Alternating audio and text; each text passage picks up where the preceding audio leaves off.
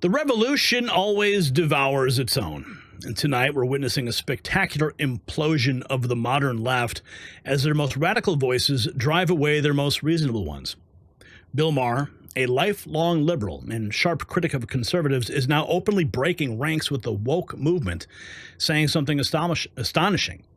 I am one of them. They are not one of me. This isn't just one disgruntled commentator, it's the canary in the coal mine.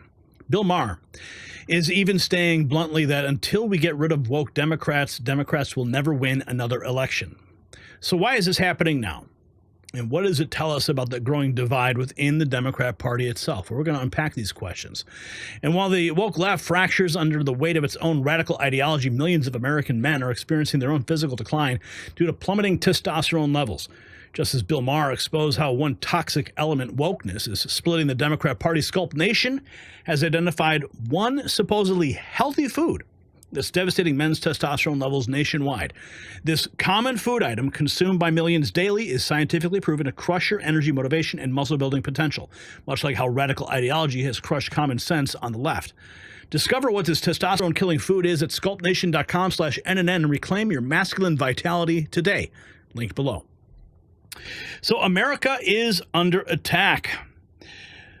The woke left with their purple hair and radical agenda are destroying our nation from within, and liberals have now been hijacked by extremists as cities burn, sports are corrupted, and parents are celebrated for hating their own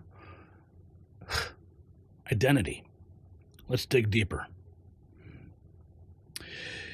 Here is Charlie Kirk with Bill Maher. Never thought I'd see the day.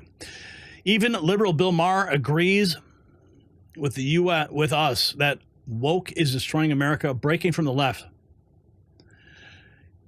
Maher says he needs security protection from purple-haired jihadists who want him dead. Because we have different jihadis that want to kill me. The purple-haired jihadis, the woke guys. Well, so they kill me. They want to kill me just as bad. Probably. Oh, they really do. No, you've been very outspoken on the woke stuff. Big time. Oh, yes. I mean, and they, just the way within a religion, they hate their own apostates more. I would say they hate me more because I'm supposed to like get on the short bus to Crazy Town with them, and I won't. And yet I'm still a liberal and still like, you know, I mean, we probably could argue all day about Donald Trump and what he's doing, which I'm not down with. But, you know, it's always the people who are closest who think, oh, gosh, you shouldn't have. You're a traitor somehow. I was going to ask, is it because they thought you were one of them and that... I am one of them. They're not one of me. I'm okay. It's the liberals who have... So they've left you, not you left them. Yeah, well, I feel like there's... Liberal and woke are two completely different things. It was the theme of my last stand-up special that I just did a few months ago. And it's basically... I mean, it wasn't the whole special, of course, but it was a large part of it devoted to that, to proving that case that, you know, what liberals believe, woke is something completely different. It's very often the opposite of it. You know, liberalism is, let's live in a colorblind society. That's the goal. Woke's goal is, we see race everywhere. Race obsession. Yes. Okay. So that's not liberal. You change. Liberal is, they're a two-state solution. Woke is river to the sea. Okay. So just don't take my word and say you're that. You took this and took it to, you got off the F train, you fell asleep, and you got off at 20 stops too far, and don't blame me for that. We have different jihadis that want to kill me. As he prepares to pour himself a shot of Tito's. Here's more from that. Another clip. Bill Maher joining our side on men and women's sports. The liberal comedian admits Democrats are handing Republicans every election. Good on you for being a liberal that acknowledges male-female distinctions. What a concept, right? Oh, of course. I mean... Of all the low-lying fruit that the Democrats just, like, hand the Republicans to win elections, that's the one. You know, it's so funny. I joked around with my team the other day. I said, are they really going to just let us win every national election on this no men and female sports thing?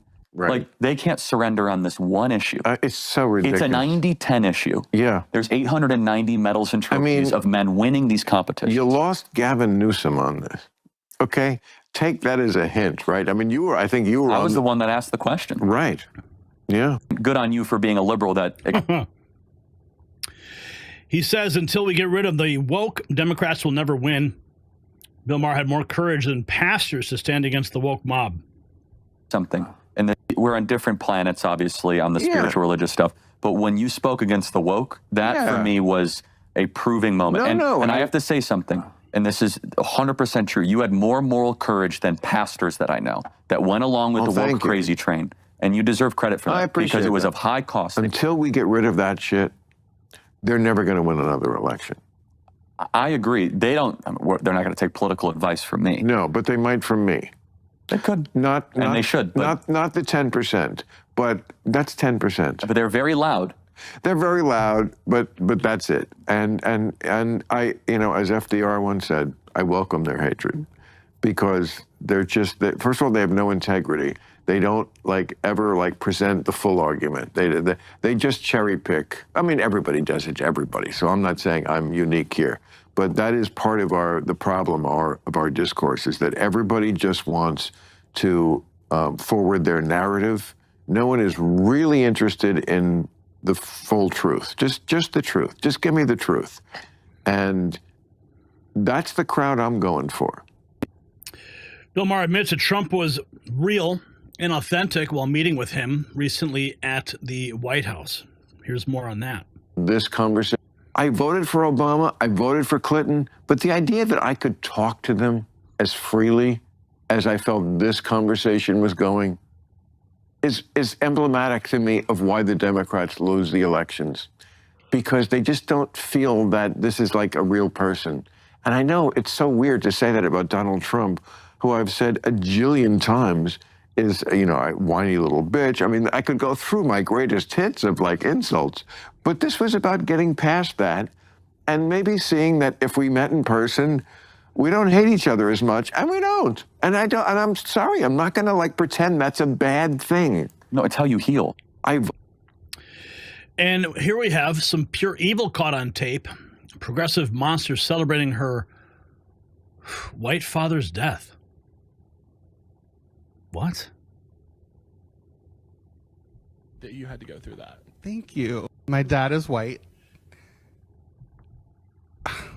And I can't do anything about that. Yeah. There's nothing I can do. Sorry, I'm going to fucking cry because I can't do anything about that. I hate that you had to go through that. Thank you. As somebody of white experience, Thank you. I know how bad it can be. Thank you. But my mom is full on Asian. Full. Thank you. That's beautiful. So. When my dad died, I cheered because I said, that's one less white man. Yeah. That's how progressive I am. Oh my God. Yeah. I talk about ally. I said, get him out of here. Get him out of here. I said, take him away, Satan. And that's kind of how it works, right? It's if one white person dies and you say that, a person of color kind of comes into the world. Yeah. A diverse story gets elevated. It's kind of like a spiritual experience. I'm hoping. Chat, this can't be real, right? That's how progressive I am. I cheered when my white dad died. I said, take him away, Satan. There's no way this is real, right? If so, God help us. And everyone wonders why the country said, we're done with that a few weeks ago. Wow. No, I think that was real. Here we have David Hogg threatens to spend millions to primary Democrats who don't submit to their radical agenda. They want to purge anyone who won't go full communist. Can't even name one target, just wants to terrorize moderates into retirement. This is how the left operates. Name. Well, who are some of the Democrats that you want to primary? Who are some of these people that you think deserve the Democrats to focus on them in their safe seats, $20 million worth? Well, in particular, right now, what we're hoping with this effort is by announcing this, we can get a lot of them to decide not to run for office again so that this isn't necessary. Give me one. Give me one name.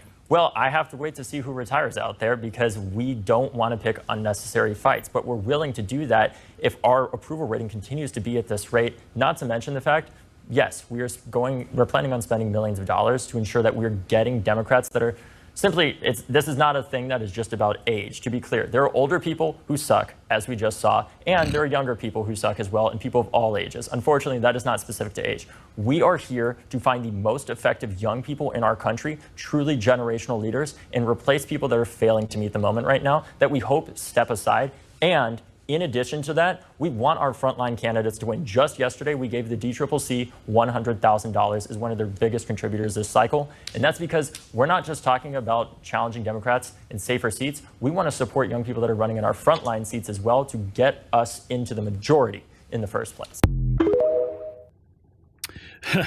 Here we have some radical left agitators calling Trump's America fascist for deporting MS-13 gang members. These activists claim enforcing immigration law is white supremacy. All of us here together today, all of you people who have come today, all of us who are here together, we are here doing something at a very pivotal juncture for humanity, really. And this is a pivotal juncture because fascism is moving very quickly in this country to consolidate. The case of Kilmar Abrego Garcia, the man who was taken off the streets by ICE despite an order that said do not deport. The man who was deported to a torture prison in El Salvador,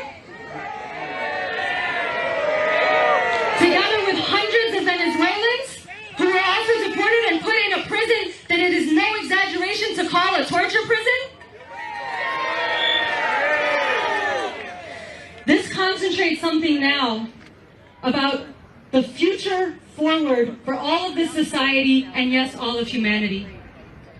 And I say all of humanity because we are sitting inside of a country that has tremendous power in the whole world. And what's happening now with this fascist Trump regime is they are stripping basic rights, they are eviscerating the rule of law, they have a program of open white supremacy and hatred of women and hatred of LGBT people and hatred of immigrants and bullying of people around the world. And they want to go full steam ahead with it, and they are moving very quickly to be able to get in a position where nobody can Keep screaming. When even liberals like Bill Maher are joining our side, you know the Great Awakening is here.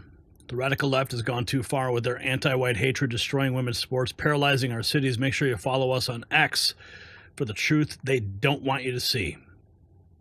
So the pattern's undeniable.